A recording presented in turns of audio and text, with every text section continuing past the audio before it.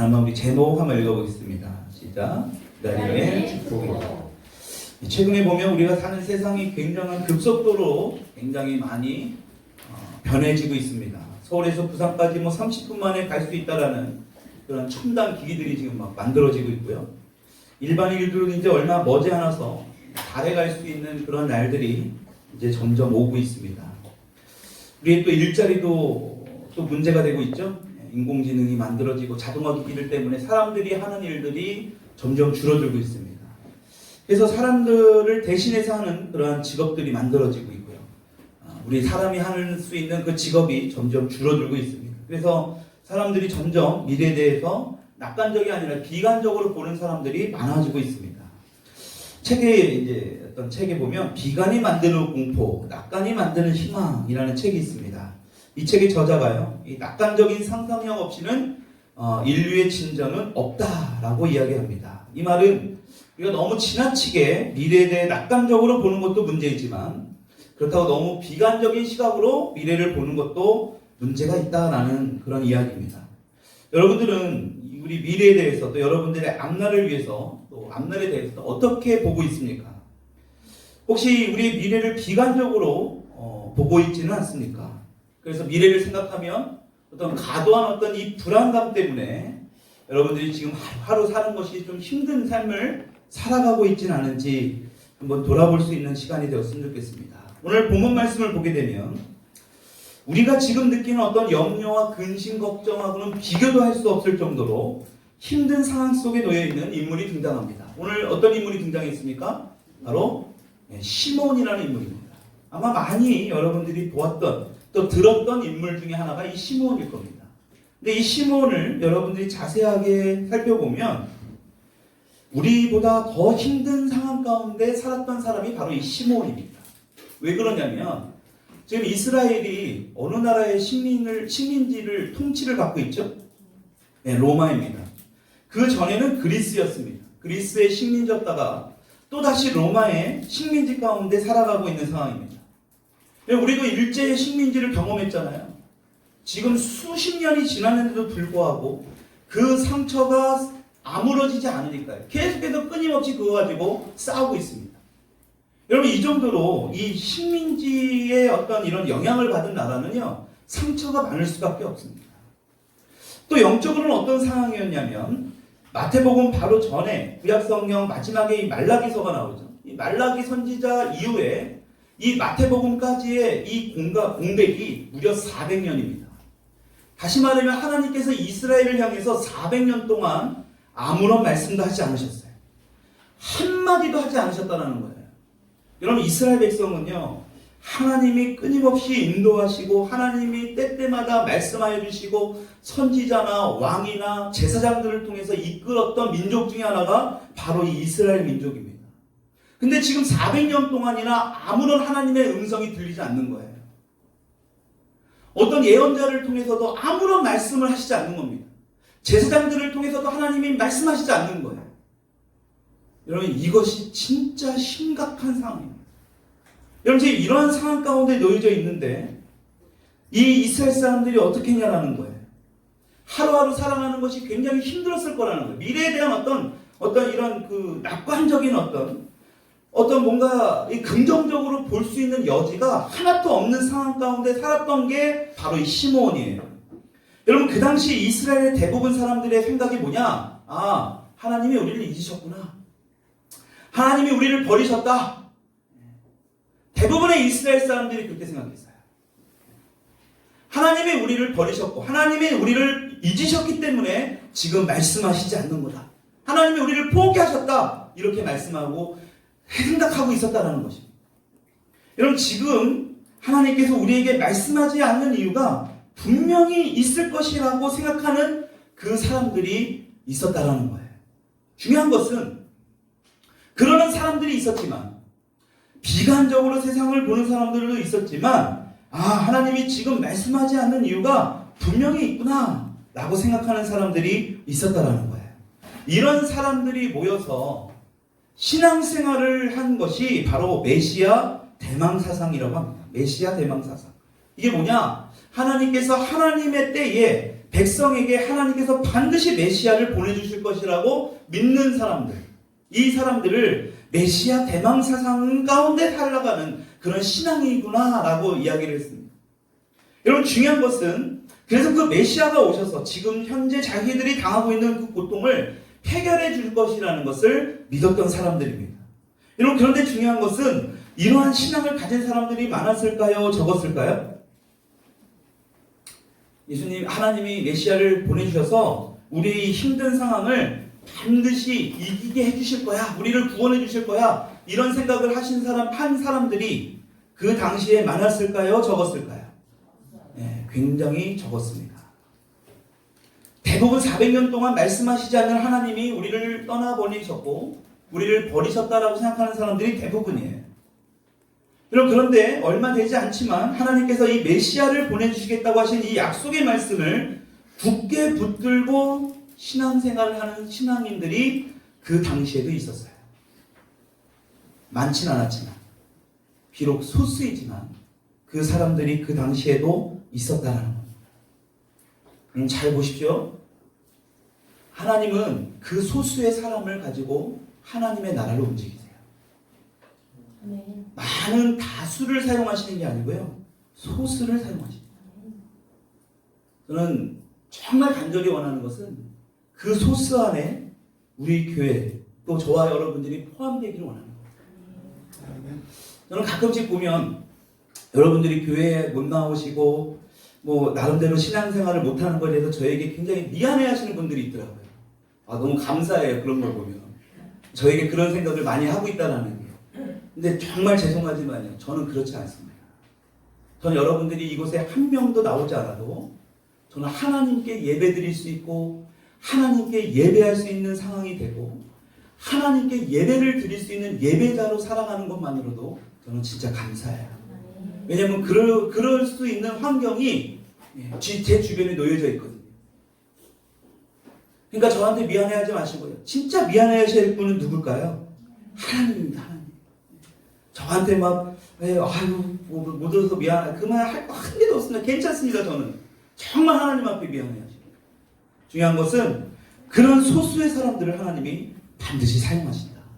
우리는 대개 우리 강물을 보잖아요. 그러면 이 강의 물이 다 똑같다고 생각합니다. 근데요, 그 물을 연구하는 학자들이요, 다 똑같은 물이 아니래요. 이 물 속에도 수많은 종류의 물들이 흘러간다고 합니다.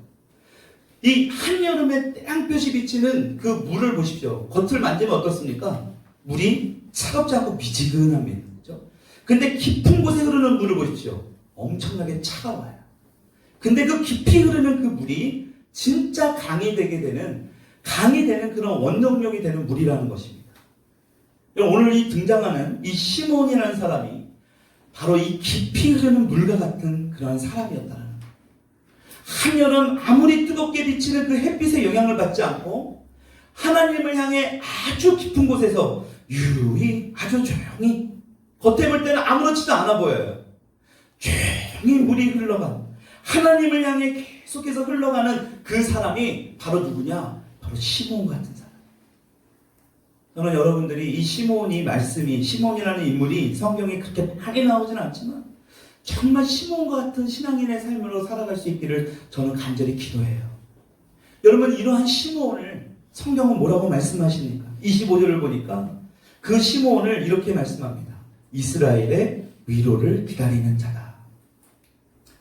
여러분, 이스라엘을 다스리는 그때 당시에 절대 권력자가 가이사였습니다. 여러분, 가이사 황제에게 그 위로를 기다리지도 않아요. 사람들을 찾아가면서 그 위로를 받으려고 하지도 않습니다. 심지어는 가족에게 가서 그 위로를 받으려고 하지 않아요. 뒷담화하면서, 그죠? 사람들하고 막 모여가지고 뭐를 불평불만하면서 그 위로를 찾으려고 하지 않습니다. 여러분, 시몬은요, 오직 하나님께만 그 위로를 찾으려 했던 분이 바로 이 시몬입니다. 지금 당장의 소망이 없습니다. 미래도 희망이 없는 그런 상황인데 이 시몬이 한 게 뭡니까? 메시아를 믿고 기다렸다라는 거예요. 하나님을 향한 확실한 믿음으로 살아가는 이 시몬이었다라는 겁니다. 여러분, 미래를 비관적으로 보게 되면 어떨까요? 지금 현재의 삶이 의욕이 없어지게 될 수밖에 없는 거예요. 그거는 당연한 거 아닙니까? 미래의 소망이 없는 삶이 어떻게 현재에 정말 감사하고 충실하고 성실한 삶을 살아갈 수 있어요? 우리가 지난주에도 봤지만 매일매일마다 점을 찍는 것이 중요하다고 그랬잖아요. 그렇죠? 선이 중요한 게 아니라 우리의 인생을 점을 찍는 게 중요하다. 그래서 때로는 실패하고 때로는 넘어져도 바로 오늘이 중요하다는 겁니까? 바로 지금 여기가 중요하다고 하지 않았습니까? 여러분, 근데 미래에 대해 불확신을 갖고 있는 거예요. 미래에 대해 불안함을 갖고 있는 겁니다. 여러분, 그렇게 되면 어떻게 될까요? 현재도 충실한 삶을 살아갈 수 없습니다. 여러분, 지금 이렇게 살아가니까 삶에서도 의욕이 없게 된다는 거예요. 근데 시몬은 그렇지 않았어요. 시몬은 미래에 대한 확실한 믿음이 있었습니다. 그렇기 때문에 긍정적인 마음을 갖고 살았던 겁니다. 그래서 이 시몬에 대해서 뭐라고 말씀하느냐? 의롭고 경건한 자다. 의롭고 경건한 자가 바로 이 시몬입니다. 하루하루 성실하게 최선을 다해서 하나님께서 약속하신 그 메시아를 기다리고 있었던 그 인물이 바로 이 시몬입니다. 중요한 것은 그러한 시몬에게 어떤 일이 일어나게 됩니까? 하나님이 시몬을 찾아옵니다. 와, 저는 이 말씀이 정말로 위로가 되지 않습니까? 하루하루 충실하게 미래에 대해서 정말로 하나님이 지금 이 상황이 너무나 힘들지만 메시아를 보내주실 것이라는 확실한 믿음을 갖고 성실하게 살아온 그 시몬에게 절망하고 때로는 막 포기하고 싶고 정말 내 삶을 원망하는 그러한 모습으로 살아가고 싶지만 시몬은 그렇지 않았다라는 거예요. 그때 바로 하나님이 시몬을 찾아오신다는 거예요. 그게 바로 26절의 말씀입니다. 우리 같이 한번 읽어볼게요. 2장 26절 시작. 그가 주의 그리스도를 보기 전에는 죽지 아니하리라 하는 성령의 지시를 받았더니 시몬이 죽기 전에 그리스도가 오는 것을 보게 될 거라는 거예요. 하나님이 말씀하셨습니다.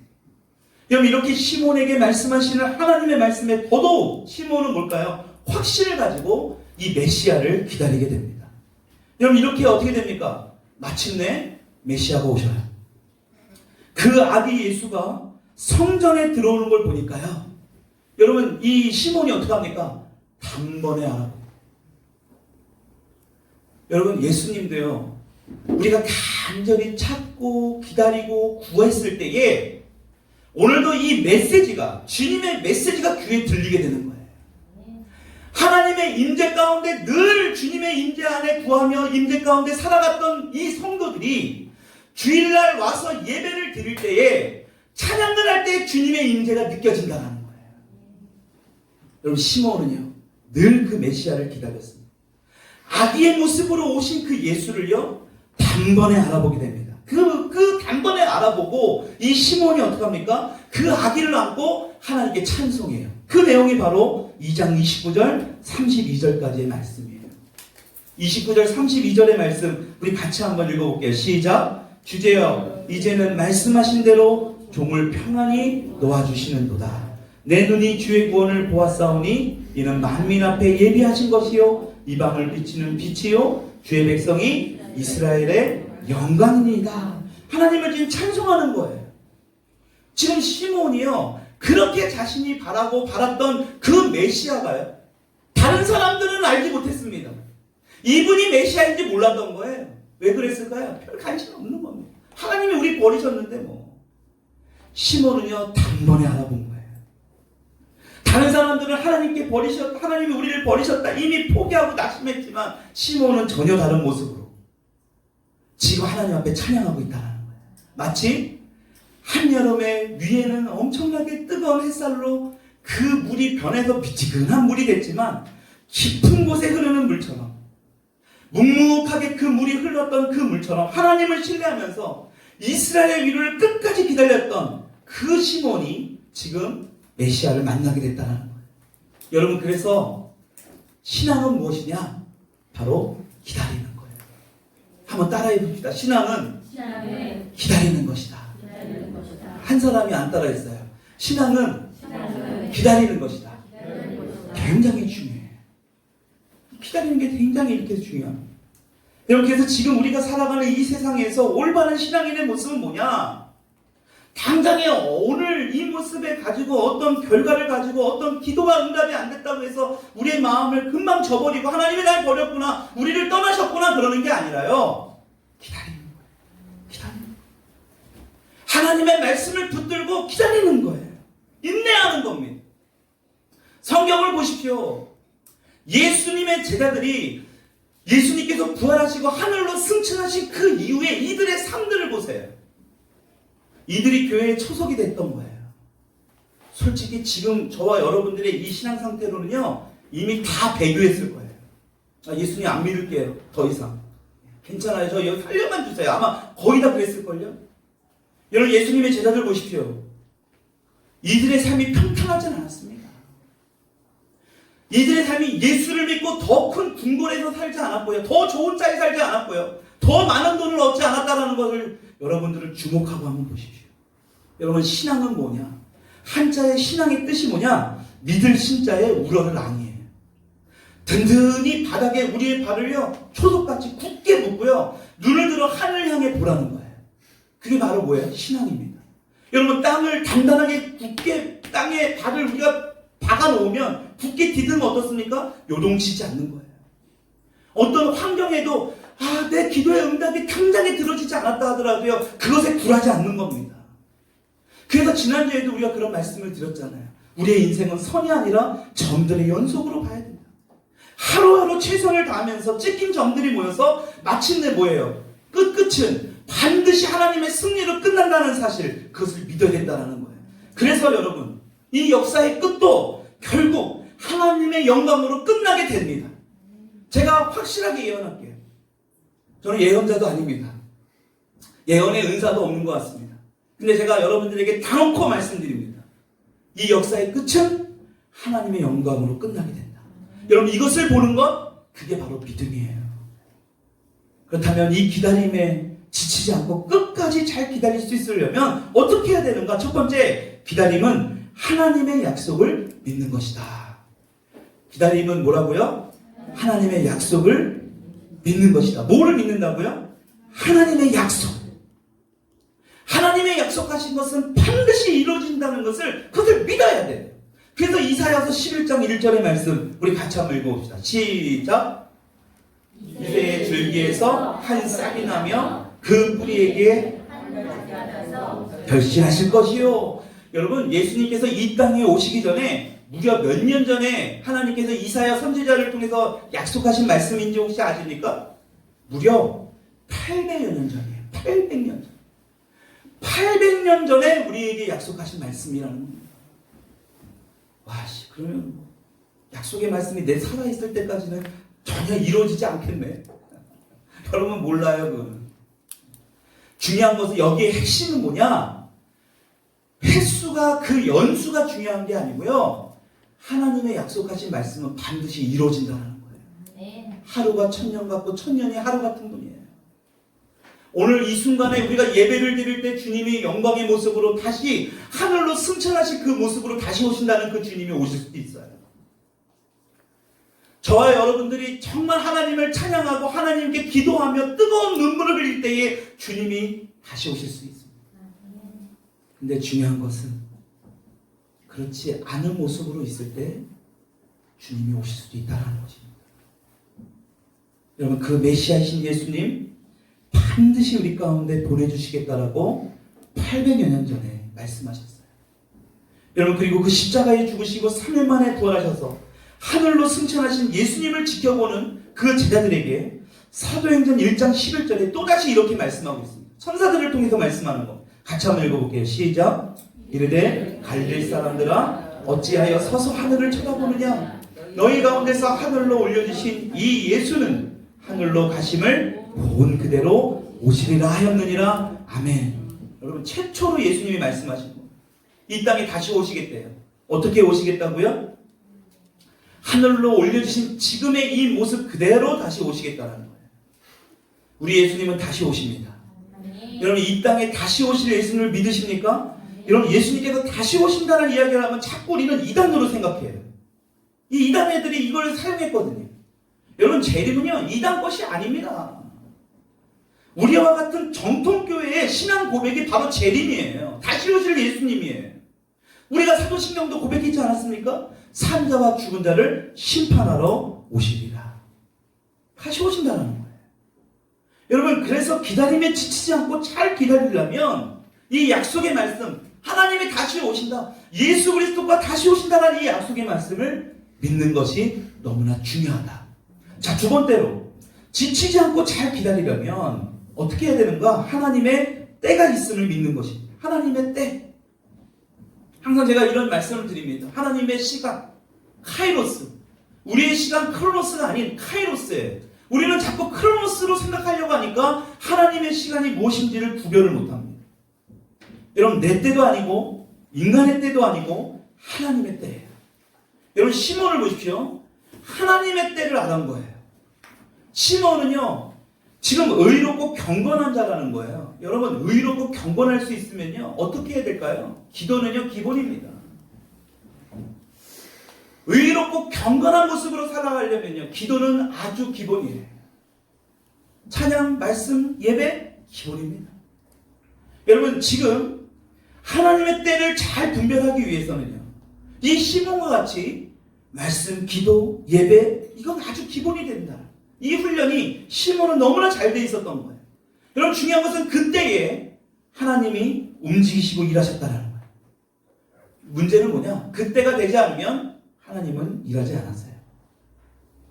그래서 이 말라기 선지자 이후에 400년 동안이나 아무 말씀도 없었던 거예요. 왜? 하나님의 때가 아직 되지 않았기 때문에. 그래서 우리는 그 하나님의 때를 기다리는 것이 굉장히 중요합니다. 구약 성경에 창세기에 나오는 아브라함을 보십시오. 잘 기다렸습니다. 하나님이 아들을 주겠다고 했거든요. 잘 기다렸어요. 근데 결정적인 순간에 넘어지게 됩니다. 왜 넘어졌어요? 한 살 나이를 먹어가는데 아들은커녕 자식 하나 주지 않는 거예요. 아들을 주시지 않는 겁니다. 조급해지기 시작한 거예요.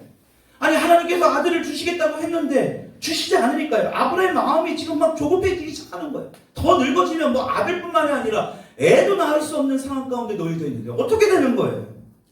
이런 생각을 마침 하고 있는 가운데 누가 등장합니까? 아내 사라가 등장합니다. 그래서 그 사라가 자신의 종 하갈을 아브라함에게 떠밀어 줍니다. 여러분, 성경에 나오지 않았지만 아브라함은 아마 은근히 좋아했을 거예요. 왜? 자신도 이 아들이 없는 것 때문에 굉장히 고민하고 있지 않았습니까? 근데 아내가 알아서 자신에게 자신의 종 하갈을 밀어넣고 있는 거예요. 여러분, 어둠은요, 이렇게 역사할 때가 많아요. 우리가 하나님의 말씀에 벗어나는 생각을 했을 때에 그 주변에서 그 벗어나는 행동을 유발시키고자 하는 사람과 환경들을 기가 막히게 만들어버립니다. 지나고 나면 아는 거죠. 지나고 나면. 여러분, 잘 보십시오. 이스마엘이 태어남을 통해서 어떻게 됐는지. 지금까지도 이스라엘을 끊임없이 괴롭히게 하는 그런 엄청난 모슬렘을 만드는, 오늘날의 이스라엘의 시작이 이스마엘에서부터 시작됐다는 거예요. 이 가정 또한 엄청나게 힘들었습니다. 지금 하나님의 진짜 은혜가 아니었으면요, 아마 이 가정은 이미 다 파탄났을 거예요. 엄청난 문제가 발생했을 거예요. 여러분, 정말 힘들었던 것을 이 창세기 말씀을 통해서 우리가 볼 수 있지 않습니까?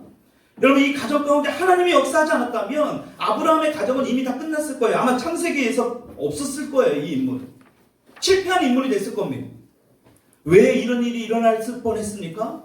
하나님의 때를 기다리지 않았다는 거예요. 하나님의 때를.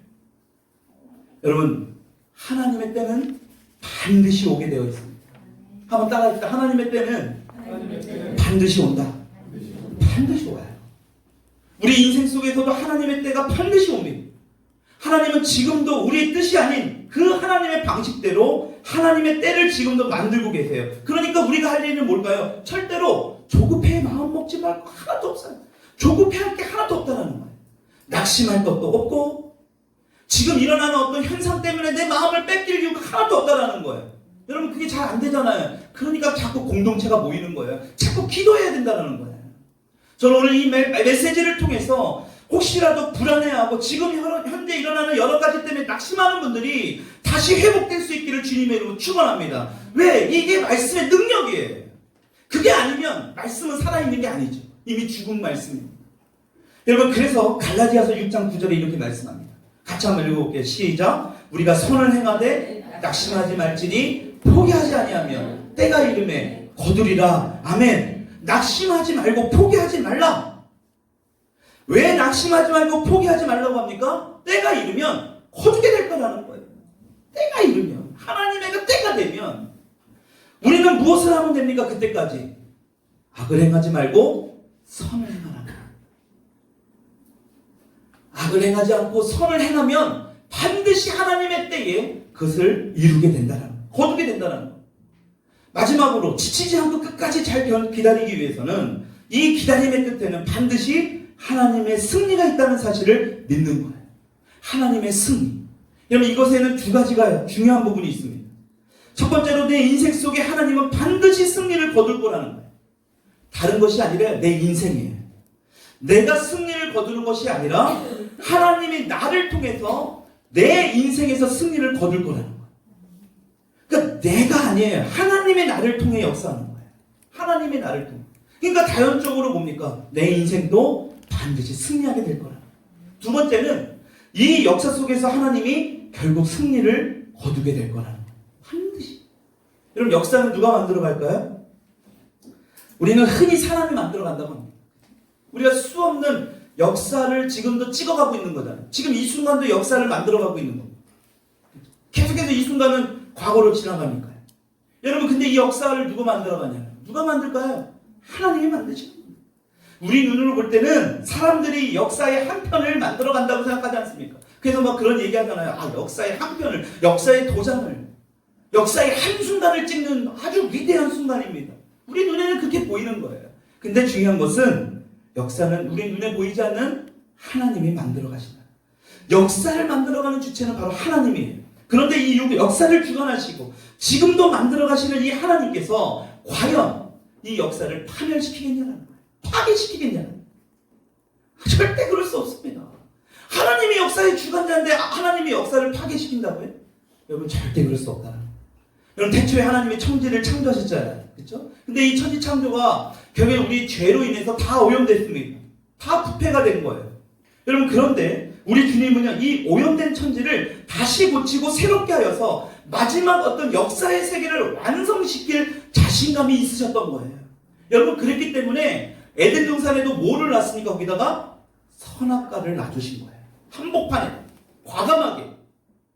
자꾸 그거 가지고 왜 하나님이 선악과를 만드셨습니까? 라고 말하는 거는요, 여러분들이 옷을 입은 여러분들의 옷을 디자인한 사람들에게 왜 이따위로 디자인했어요? 라고 물어보는 거랑 똑같은 거예요. 본인은 자기들이 다 샀으면서. 그렇죠? 하나님이 창조하신 겁니다. 선악과를 하나님이 만드신 거예요. 거기다가. 왜? 하나님은요, 역사의 주관자시고. 그래서 이 역사가 마지막에 뒤집어지고 엎어지고 엉뚱한 방향으로 우리의 생각으로는 가는 것 같지만 진짜 하나님이 살아계신 게 맞나? 어떻게 이런 일이 벌어지지? 여러분, 중요한 것은 그 역사의 끝은 반드시 하나님의 승리로 끝나게 된다. 여러분, 이것을 믿는다면 우리는 기다림에 지치지 않고 또 낙심하지도 않을 수 있다는 겁니다. 그것을 믿지 못하기 때문에 불안한 거예요. 교회 다니는 사람이 점도 보고 말이죠. 제가 깜짝 놀랐습니다. 우리 교회는 아니에요. 다른 교회입니다. 점을 보러 다니고 말이에요. 뭐죠? 요새 무슨 타로죠? 제가 엊그저께 뭐 어플 보다가 어플에 뭐 손금 보는 어플이 있대요. 우리 다음 세대를 특히 장난으로라도 그런 거 하지 마십시오. 영적으로 완전히 혼탁해지는 겁니다. 그런 걸 보고 자꾸 하는 순간 하나님 말씀이 점점 멀어지게 돼요. 교회가 나오는 건 싫어지는 겁니다. 제가 항상 얘기하죠, 여러분. 우리 가운데 죄를 짓게 되면 가장 먼저 선택하는 게 뭘까요? 교회 안 나와요. 저는 아무런 여러분은 잘못도 하지 않는데 목사님이 싫어져요. 그게 영적인 원리예요. 저는 그런 것을 너무 많이 봤기 때문에. 여러분, 암살이라는 영화 혹시 보셨습니까? 그 일제 강점기 때 그 강복군 이야기예요. 그죠? 독립군들 이야기입니다.